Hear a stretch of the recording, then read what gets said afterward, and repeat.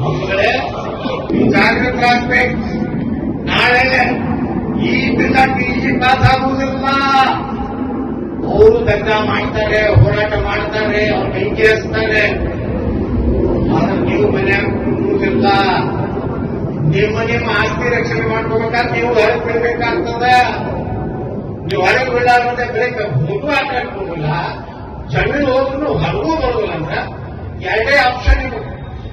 ಒಂದು ಬಸವಣ್ಣವ್ರಂಗ ಹೋಗಿ ಹೊರಗೆ ಜೀವಿ ಯಾಕಂದ್ರೆ ಆಗ್ಬೇಕಾಗ್ತದೆ. ಎರಡೇ ಆಪ್ಷನ್. ಯಾವ ಆಪ್ಷನ್ ಉಪಯೋಗ ಮಾಡ್ತಪ್ಪ ನೀವೆಲ್ಲ ನಾವೇನು ಉಳಿಸಿಲ್ಲ. ಈಗ ನನ್ನ ಹೆಸರು ಬಸವಣ್ಣ ರಮೇಶ್ ಬಂಡೆಪ್ಪಣ್ಣ ಹುಡುಗಿಬೇಕಾದ್ರ ನಮ್ಮ ಮುಖ್ಯ ಹೋರಾಟ ಮಾಡ್ಯಾರ. ಈ ಬುತ್ತಿ ಭಂಡಾರ ಕುಂಕುಮ ಇದು ಸುಮ್ಮನೆ ತೆಗೆದು ಎಂತಿಂತ ಮಗ ಏನು ಬಿಜಾಪುರದಲ್ಲಿರ್ತಕ್ಕಂಥ MLA ಆಗಿರ್ತಕ್ಕಂಥ ಏನು ಬಸವನಗೌಡ ಯತ್ನಾಳ್ ಅಂತೇಳಿ, ಬಸವನಗೌಡ ಯತ್ನಾಳ್ ಬಗ್ಗೆ ನಾನೇನಕ್ಕೆ ನೇರವಾಗಿ ಮಾತಾಡ್ತಿದ್ದೇನೆ. ಏನು ಅಂದಂಗಿಲ್ಲ ಮತ್ತು ಅವನ ಬಗ್ಗೆ ಹೆದರಂಗಿಲ್ಲ. ಇವತ್ತು ಅವನಿಗೇನಾದ್ರೂ ನಾಚಿಕೆ ಮರ್ಯಾದೆ ಇದೆ ಅಂತ ಕೇಳಿದಾಗ ನಮ್ಮ ಲಿಂಗಾಯತರ ಕ್ಷಮೆ ಕೇಳಬೇಕು. ಇಲ್ಲಿದ್ರೆ ಕರ್ನಾಟಕದ ಲಿಂಗಾಯತರು ಏನ್ ಮಾಡ್ತಾರೆ ಅಂದ್ರೆ ಅವನನ್ನು ಇಲ್ಲಿಂದ ಓಡಿಸ್ತಕ್ಕಂಥ ಕಾರ್ಯಕ್ರಮವನ್ನು ಹಾಕೊಳ್ತಿದ್ದೆ ಇವತ್ತು. ಯಾಕಂದ್ರೆ ಸಾಮಾನ್ಯವಾಗಿರ್ತಕ್ಕಂಥ ವ್ಯಕ್ತಿ ಇವತ್ತು ಬಸವಣ್ಣ ಅಂದ್ರೆ ಹಗುರವಾಗಿ ಮಾತಾಡಬಾರ್ದು. ಯಾರು ಬಸವಣ್ಣ ಬಗ್ಗೆ ಹಗುರವಾಗಿ ಮಾತಾಡ್ತಿದ್ದಾರೆ ಸ್ವಲ್ಪ ನಾಲ್ಗೆಯನ್ನು ಎನ್ಕಿದ ಬಿಗಿಯಾಗಿ ಹಿಡಿದು ಮಾತಾಡಬೇಕು.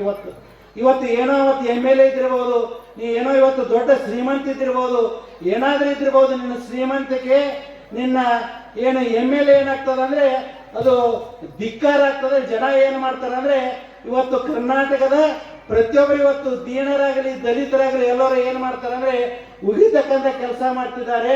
ಅದಕ್ಕಾಗಿ ದಯಮಾಡಿ ಇವತ್ತು ಬಸವನಗೌಡ ಯತ್ನಾಳಲ್ಲಿ ವಿನಯದಿಂದ ಕೇಳ್ಕೊಳ್ತಿದ್ದೇನೆ. ಅಷ್ಟೇ ಅಲ್ಲದೆ ನೀನೊಬ್ಬ ಲಿಂಗಾಯತ ಆದ ಮೇಲೆ, ಇವತ್ತು ನೀನೊಬ್ಬ ವೀರಶೈವನಾದ ಮೇಲೆ ಏನು ಮಾತಾಡಬೇಕು, ಹೆಸರೇನಿಡಬೇಕು ಬಸವರಾಜ ಅಲ್ಲ, ನೀನು ಬೆಂಕಿ ಹಚ್ಚತಕ್ಕಂಥ ಬಸವರಾಜ. ಯಾಕಂದ್ರೆ ಅಂತ ಇವತ್ತು ಕನಿಷ್ಠವಾಗಿ ಮಾತಾಡ್ತೀಯಲ್ಲ. ಇವತ್ತು ಎಲ್ಲ ಕರ್ನಾಟಕದ ಎಲ್ಲ ಮಠಾಧೀಶರು ಖಂಡಿಸಿದ್ದಾರೆ. ಇವತ್ತು ಈಗಾಗಲೇ ಅಂತ ಕೇಳಿದ ಅದಕ್ಕಾಗಿ ಬಸವನಗೌಡ ಯತ್ನಾಳದಲ್ಲಿ ಅಂತ ಕೇಳಿದಾಗ ನಾನು ಇವತ್ತು ಏನಂದ್ರೆ ಎದೆ ತಟ್ಟಿ ಹೇಳ್ತಿದ್ದೇನೆ. ನೀನು ಏನ್ ಮಾಡ್ಬೇಕಂದ್ರೆ ಇವತ್ತು ಕರ್ನಾಟಕದ ಪ್ರತಿಯೊಬ್ಬ ಜನತೆಯನ್ನ ನೀವು ಕ್ಷಮೆ ಕೇಳಬೇಕು. ಕ್ಷಮೆ ಕೇಳಿದ್ರೆ ಬಿಡ್ತಿದ್ದೇವೆ, ಬೀಳಾದ್ರೆ ಹೋಗಿಲ್ಲ, ಬಿಡ್ಲಿಲ್ಲ ಅಂದ್ರೆ ದೊಡ್ಡದಾಗಿರ್ತಕ್ಕಂಥ ಹೋರಾಟ ಮಾಡ್ತೇವೆ. ನಾವೆಲ್ಲ ಲಿಂಗಾಯತರಿಗೆ ಕೂಡ್ಕೊಂಡು ಎಲ್ಲರಿಗೂ ಕೂಡ್ಕೊಂಡು ಏನ್ ಮಾಡ್ತೇವೆ ಅಂದ್ರೆ ಇವತ್ತು ಹೋರಾಟವನ್ನು ಮಾಡ್ತೇವೆ ಅಂತಕ್ಕಂಥ ನಿನಗೆ ಎಚ್ಚರಿಕೆಯನ್ನು ಕೊಡ್ತಿದ್ದೇವೆ. ನೀನು ಎಷ್ಟೇ ಶ್ರೀಮಂತಿದಿರ್ಬೋದು, ಯಾಕಂದ್ರೆ ಅವನು ಮಾತಾಡೋ ಮಾತುಗಳನ್ನು ಕೇಳಬೇಕಾದ್ರೆ ಟಿವಿಯಲ್ಲಿ ಬರ್ತದ, ಎಲ್ಲದರ ಬಗ್ಗೆ ಹಗುರವಾಗಿ ಮಾತಾಡ್ತಾನೆ.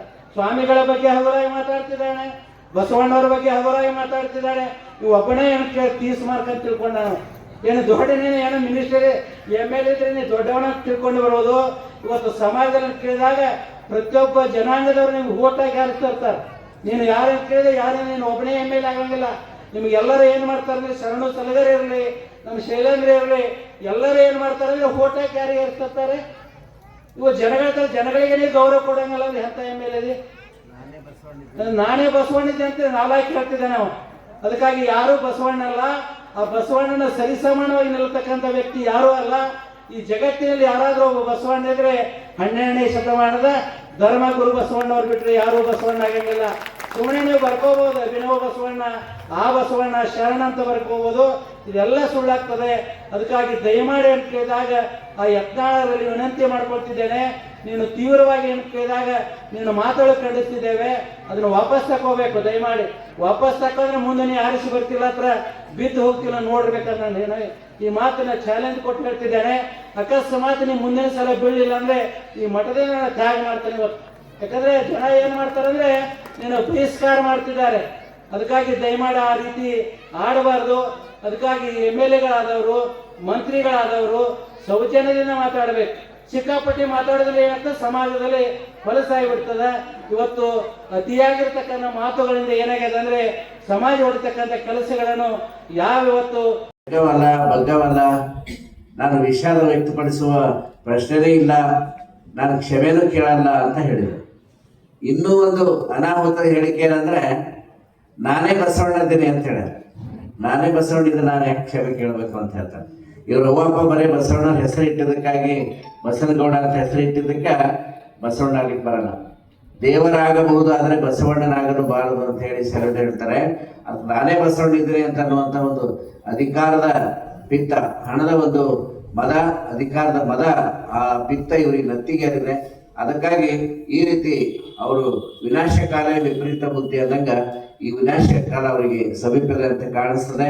ಅದಕ್ಕಾಗಿ ಇಂಥ ದುರಹಂಕಾರದ ಮಾತುಗಳನ್ನ ಆಡೋದು ಬಿಟ್ಟು ಆ ಒಂದು ಬಸವನಗೌಡ ಪಾಟೀಲ್ ಯತ್ನಾಳರು, ಅವ್ರಿಗೆ ಬಸವನಗೌಡ ಅಂತ ಹೇಳಕ್ಕೆ ನಮಗೆ ನಾಚಿಕೆ ಬರ್ತದೆ. ಅದಕ್ಕಾಗಿ ನಾವು ಆ ಯತ್ನಾಳ ಪಾಟೀಲ್, ಯತ್ನಾಳ ಗೌಡ ಕ್ಷಮೆ ಕೇಳಬೇಕು ಅಂತ ಹೇಳಿ ನಾವು ಆಗ್ರಹಿಸ್ತಾ ಇದ್ದೀವಿ. ಕ್ಷಮೆ ಕೇಳದೇ ಇದ್ರೆ ನಾವು ವಿಧಾನಸಭಾಧ್ಯಕ್ಷರಿಗೆ ಮನವಿ ಪತ್ರವನ್ನು ಸಲ್ಲಿಸಿ ಇವರ ಶಾಸಕ ಸದಸ್ಯತ್ವ, ವಿಧಾನಸಭೆ ಸದಸ್ಯತ್ವವನ್ನ ರದ್ದು ಮಾಡಬೇಕು ಅಂತ ಹೇಳಿ ಆಗ್ರಹ ಪಡಿಸ್ತಾ ಇದ್ದೀವಿ. ಇವತ್ತು ನಾವು ಬಸವಮಂಟಪದಲ್ಲಿ ಎಲ್ಲ ಬಸವ ಪರ ಸಂಘಟನೆ ಸಭೆ ನಡೆಸಿದ್ದೀವಿ.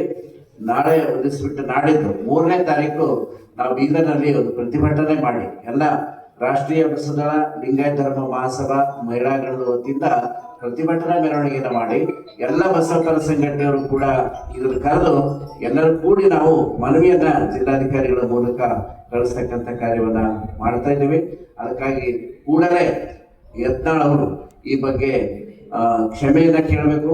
ಸಾರ್ವಜನಿಕವಾಗಿ ಕ್ಷಮೆ ಕೇಳಿ ಕರ್ನಾಟಕದ ಸಾಂಸ್ಕೃತಿಕ ನಾಯಕರಾದಂತಹ ಬಸವಣ್ಣವ್ರ ಬಗ್ಗೆ ಈ ರೀತಿ ಯಾವುದೇ ತಳಗುಳಿಲ್ಲದ ಆಧಾರ ಇಲ್ಲದೇ ಮಾತಾಡಿ ಅವ್ರು ಹೊಳೆ ಹಾರಿದ್ರು ಅನ್ನುವಂತ ಒಂದು ಇತಿಹಾಸ ಇಲ್ಲದೆ ಇರ್ತಕ್ಕಂಥ ಒಂದು ಮಾತುಗಳನ್ನ ಕಪೋಲ ಕಲ್ಪಿತ ಮಾತುಗಳನ್ನ ಹೇಳಿ ಆ ವಿಶ್ವಗುರು ಬಸವಣ್ಣನಿಗೆ ಅವಮಾನ ಮಾಡಿದ್ದಾರೆ.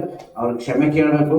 ನಾವು 3ನೇ ತಾರೀಕು ಪ್ರತಿಭಟನೆ ಮಾಡಿ ಅವರ ಶಾಸಕತ್ವ ವಜಾ ಮಾಡಬೇಕು ಅಂತ ಹೇಳಿ ಆಗ್ರಹಿಸಿದ್ದೀವಿ. ಅದಕ್ಕಾಗಿ ಎಲ್ಲ ಬಸವ ಭಕ್ತರು 3ನೇ ತಾರೀಕು ಬಸವ ಮಂಟಪದಿಂದ ಜಿಲ್ಲಾಧಿಕಾರಿಗಳ ಕಚೇರಿವರೆಗೆ ನಾವು ಪ್ರತಿಭಟನೆ ಮೆರವಣಿಗೆಯನ್ನ ಮಾಡಿ ಜಿಲ್ಲಾಧಿಕಾರಿಗಳ ಮೂಲಕ ಮನವಿ ಕೊಡ್ತೀವಿ. ಎಲ್ಲ ಬಸವ ಪರ ಸಂಘಟನೆಗಳು ಇದರಲ್ಲಿ ಪಾಲ್ಗೊಳ್ಳಬೇಕು ಅಂತ ಹೇಳಿ ಎಲ್ಲರಿಗೂ ನಾವು ಕರೆ ಕೊಡ್ಲಿಕ್ಕೆ ಇಷ್ಟಪಡ್ತೇವೆ. ಇನ್ನು ಮುಂದೆ ನೀ ಕರೆದುಕೋ ಅನ್ನುವಂತ ಮಾತನ್ನ ಹೇಳ್ತಾರೆ ಅಂದಾಗ ಇನ್ನು ಹೊಳೆ ಹಾರಿದ್ರು ಅನ್ನುವಂಥದ್ದು ಈ ಬಸವರಾಜನಿಗೆ ಹೇಗೆ ಗೊತ್ತಾಯ್ತು? ಈತನಿಗೆ ನಿಜವಾಗ್ಲೂ ಸ್ವಾಮೀಜಿ ಅವ್ರು ಹೇಳ್ದಂಗೆ ಬಸವರಾಜ ಅನ್ನುವಾಗಿಲ್ಲ. ಈತ ಇವನಿಗೆ ಬಳಸ್ತಕ್ಕಂಥ ಭಾಷೆ ಕೆಟ್ಟ ಭಾಷೆ ಇದೆ ನಮಗೆ.